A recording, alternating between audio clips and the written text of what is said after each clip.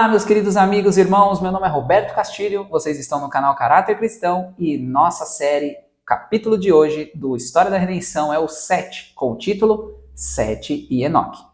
Vamos para nossas leituras.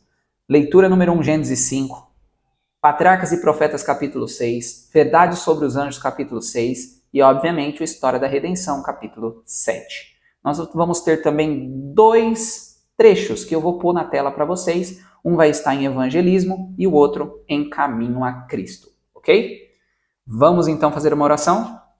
Querido amado Deus, estamos aqui agradecidos ao Senhor por mais uma dádiva de estudarmos a Tua Palavra. Perdoe nossos pecados, nos purifique e nos guarde.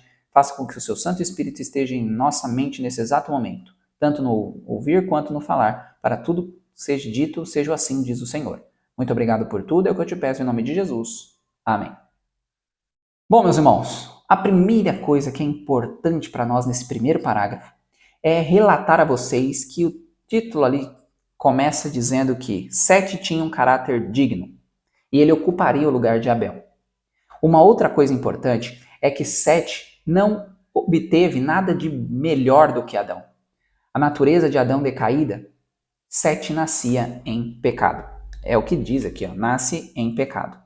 Mas a graça de Deus, recebendo os fiéis ensinamentos do seu pai, honrou a Deus fazendo a sua vontade.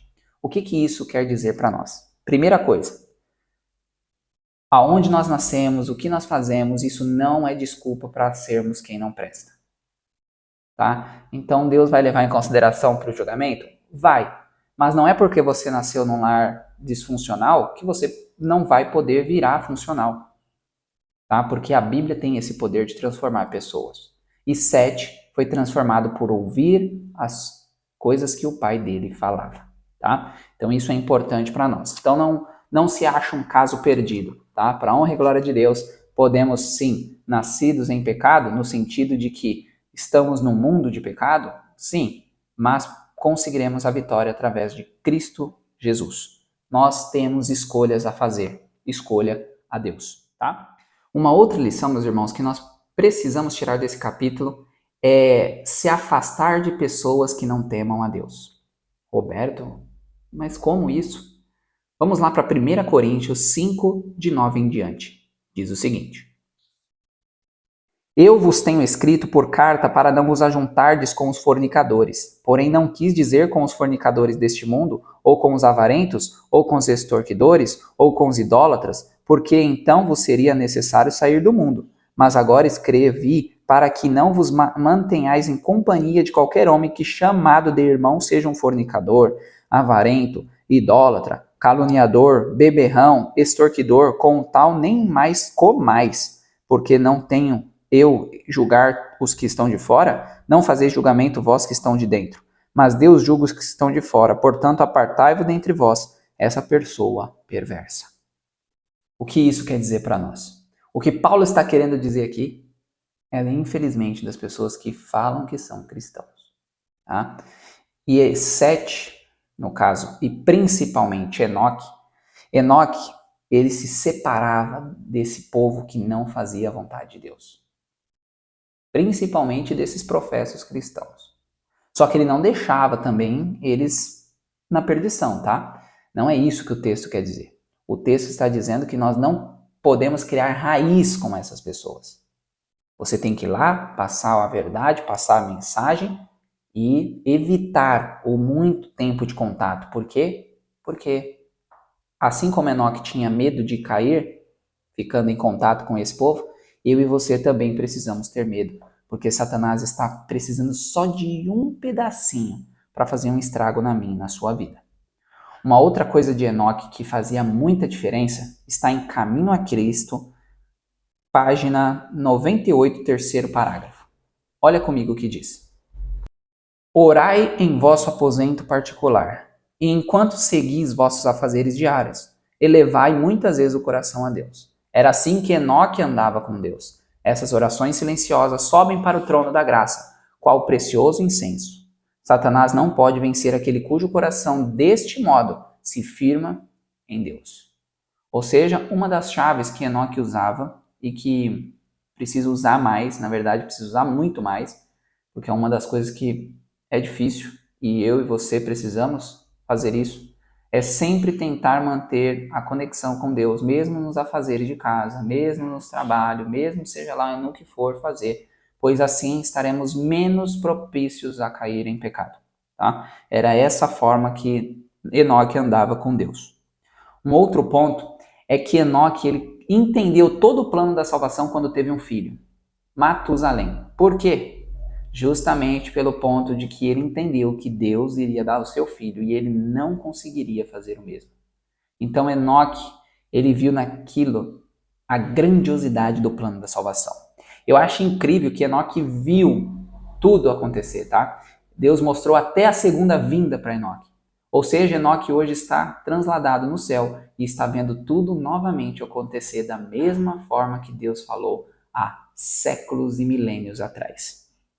Uma outra coisa é que o Éden ficou nessa terra até o dilúvio, pouco antes do dilúvio, tá? Aí Deus levou ele e está no céu aguardando voltar para essa terra. Só que também é dito no livro que ele voltará mais glorioso do que antes. Olha, teremos um Éden melhor do que Adão e Eva teve. Enoque foi o primeiro profeta bíblico, tá? Isso está em Judas 14:15. Ele profetizou que o dilúvio viria e colocou no seu filho a profecia para se cumprir. Ou seja, quando Matusalém morresse, viria o dilúvio. É isso que significa o nome de Matusalém em hebraico. Uma outra coisa que eu achei muito interessante está em Evangelismo 77, quinto parágrafo. Diz o seguinte: como guardadores dos mandamentos de Deus, temos que deixar as cidades, como fez Enoque. Devemos trabalhar na cidade, mas não morar nelas.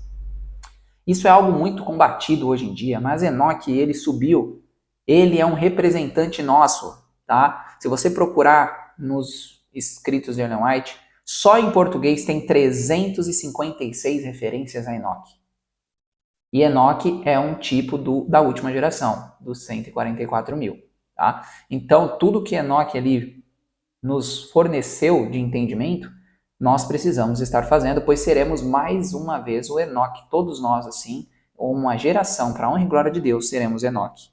Então Enoque ele trabalhava na cidade, mas ele não ficava morando lá. Ele sempre ia para o campo, tá? Para ter a sua conexão com Deus, para orar e levava pessoas, tá? Ellen White tem um texto dela que diz que ele ia, pregava, quem aceitasse ele levava para morar no campo, tá?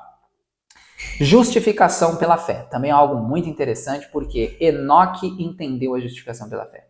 A justificação pela fé, nós temos N coisas aqui no nosso canal, N palestras, mensagens, sermões sobre. Então eu recomendo vocês a estudarem a nossa playlist de Justiça de Cristo. Lá vai explicar muito melhor. E também temos uma playlist de santuário, onde tem uma semana de oração, onde explicamos na sua totalidade todos esses pontos, tá? Então a justificação pela fé, o perdão, é aceitar a fé. Pela fé que nós estamos renovados. Depois nós vamos adentrar na santificação e, por fim, na justiça de Cristo para adentrar a presença do Pai. Só que tudo é justificação. Infelizmente, muitas pessoas cortam como se a justificação fosse só no pátio. Mas não, a justificação começa no pátio e ela finaliza na presença de Deus. Tá bem?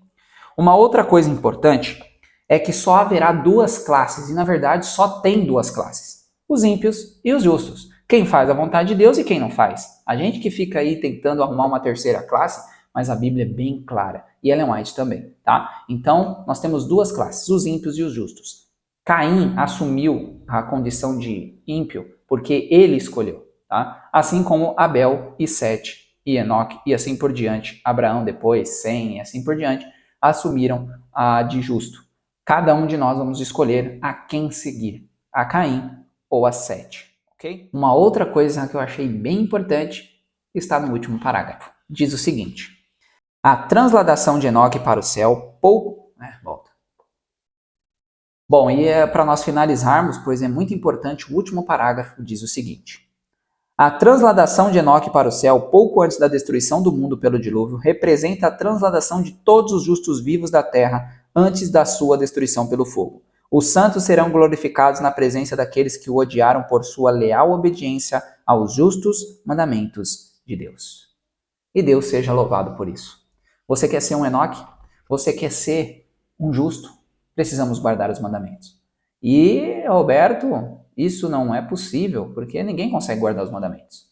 Aí eu repito para vocês, assista a nossa playlist de Justiça de Cristo aqui no canal. Você vai entender tudo sobre o assunto. E é muito bonito entender que Deus tem tudo para fazer eu e você subirmos para próximo dele. Que Deus nos abençoe e nos vemos no próximo vídeo. Até mais!